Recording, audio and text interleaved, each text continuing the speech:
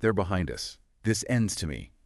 You hold our future in your hands. Okay, if those words give you chills, you've probably heard the same news we have. Big news, yeah. The Elder Scrolls to 4, Oblivion, it's getting a remaster. And based on the sources you shared, like that IGN transcript with folks from Bethesda and Virtuous, this deep dive is really for you. So our mission today, unpack this remaster. Yeah. What's the deal? Why the buzz?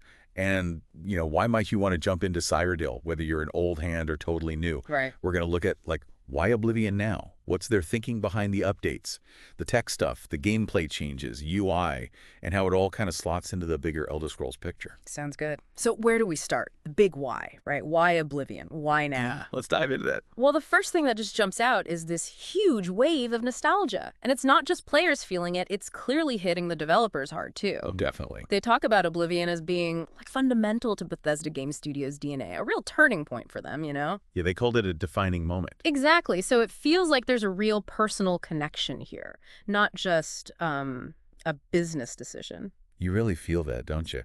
They talk about wanting to recapture that feeling. That first time you walk out into Cyrodiil. Oh, that view. Yeah. Incredible vista, the sense of freedom. They want people to feel that again, or for the first time. And it's not just visuals, someone mentioned. The music alone just floods you with memories. Totally. It's like stepping back into a specific gaming moment, very cherished for a lot of people. For sure. And for some of the original team, Oblivion wasn't just another game. It shaped their careers. One person literally said it was the beginning of who I am as a game developer. Wow. That tells you a lot about the passion behind this, doesn't it? And basically, like they said, people loved it. Simple as that. That love seems key. So they're not tearing it down and starting over. The vibe I get is very respectful of the original. Yeah. Keeping the bones in place, preserving the old charm. That's going to reassure fans, I think. Yeah, definitely. But they're also adding a tremendous visual update. Ah. So it sounds like Oblivion as we remember it, maybe through rose-tinted glasses, but made real with today's tech. That's the tightrope walk, isn't it? With remasters, preservation versus modernization. It's tricky. Uh-huh. And it's interesting, they were apparently really picky about choosing Virtuous as a partner. Yeah. And that one rule they mentioned, doing it right. Yeah, I like that. It suggests they're serious about quality, about honoring what worked so well the first time around. And that description, the world I remember but better, that kind of nails it, right? It does. Not a reboot, just enhanced. Right. Plus, it's the most complete form. Core game, Shivering Isles, Knights of the Nine, all bundled. That's huge value. Yeah, it is. And it brings up that question of what is the essential magic of the original experience? It's often more than just mechanics. It's the vibe, the quirk. The feel of the world. Exactly. And calling it a love letter from fans to fans. Yeah. That suggests that they're really trying to capture that intangible thing. Okay, let's get into the better part then. The visuals, the tech, what's changing. Big headline, Unreal Engine 5. Right. And they had that analogy, didn't they? The original engine is the brain. Handling the logic, yeah. And Unreal 5 is the body, giving it the modern look and feel. What's cool is they said it's not just about making it look sharper, but keeping Oblivion's distinct style. It should still feel like Oblivion. That's important. You don't want it to look generic fantasy. And the scale of the changes sounds pretty massive. Yeah. Redesigning every asset by hand. Brand new character models, landscapes with millions of polygons. Yeah. That sounds like a serious jump. Oh, absolutely. And it's not just the models. They talked about an advanced real-time lighting system, full dynamic shadows. That changes everything. Yeah, how light plays in the environment. Adds so much depth, atmosphere. Totally. And think about the characters. New lip sync tech. Oh, yeah.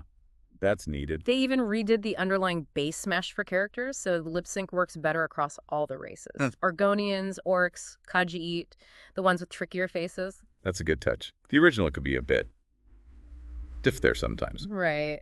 And then there are those smaller details they mentioned, the things that boost immersion, like insects buzzing around, fish in the water. Light filtering through leaves. Yeah.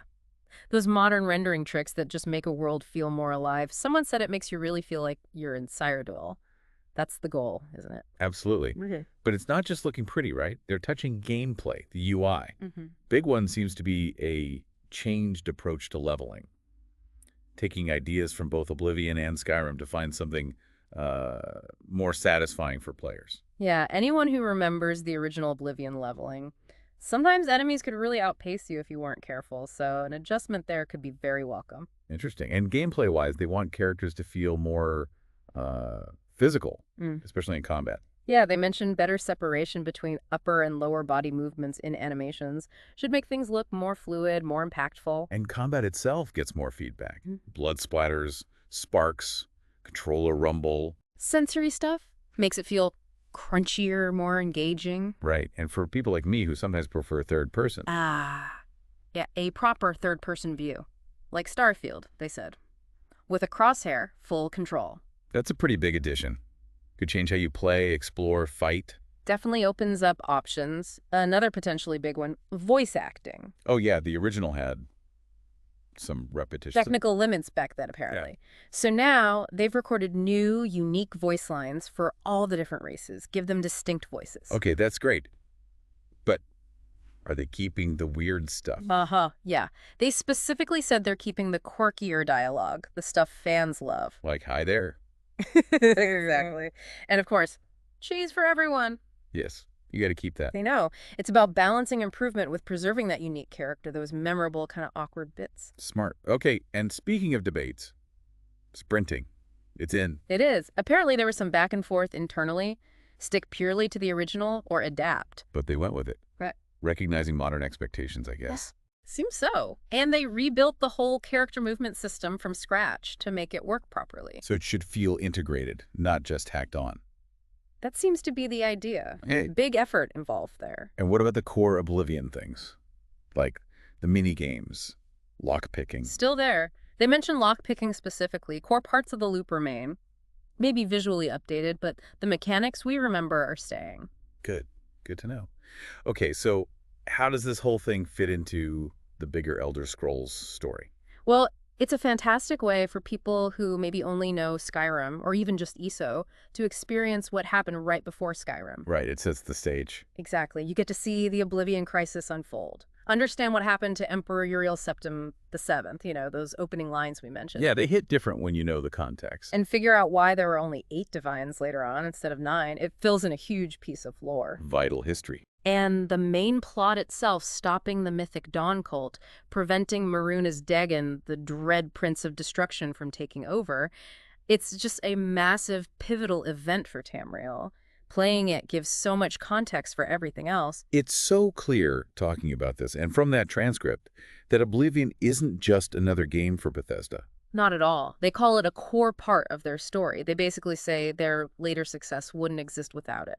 You feel that legacy, that passion behind this remaster. Yeah, they talk about the effort and love from the original and wanting to bring that same dedication now, calling it a privilege to introduce it to new players. And they sound genuinely hyped about how it looks. They think players will be shocked at just how good the game looks. And get lost to the world all over again. Yeah, that feeling of coming back somewhere familiar, but it feels new, fun, exciting again, while still being the same game underneath, that respect for what was before. Absolutely.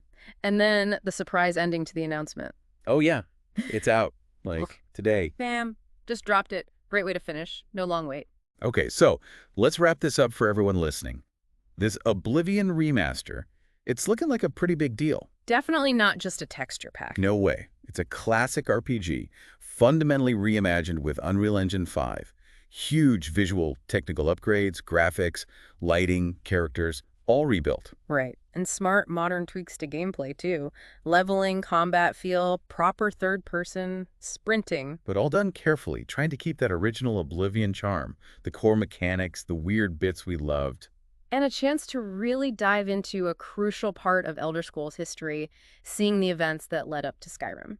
So the key takeaway for you listening, Yeah. it kind of depends on why you clicked on this, right? Exactly. If it's nostalgia, this looks set to deliver that feeling, but looking way, way better. If you're new and curious about Tamriel's past, seems like a great visually updated entry point to a super important story. And if you just appreciate remasters done right, respecting the original while making smart improvements, their whole philosophy seems focused on that. Preserving the magic, but making it shine, sounds like it could be really special. It really brings us back to Emperor Uriel Septim's words, doesn't it? Yeah. Worse is yet to come. Revisiting the Oblivion crisis now, it kind of deepens our whole understanding of the Elder Scrolls world, the stakes involved. Makes you appreciate Tamriel's struggles, maybe. Yeah. So maybe the thought to leave everyone with is, after seeing this remaster, after potentially re-experiencing that crisis, what lasting impact do you think the Oblivion crisis truly had on the world of Tamriel? Something to chew on.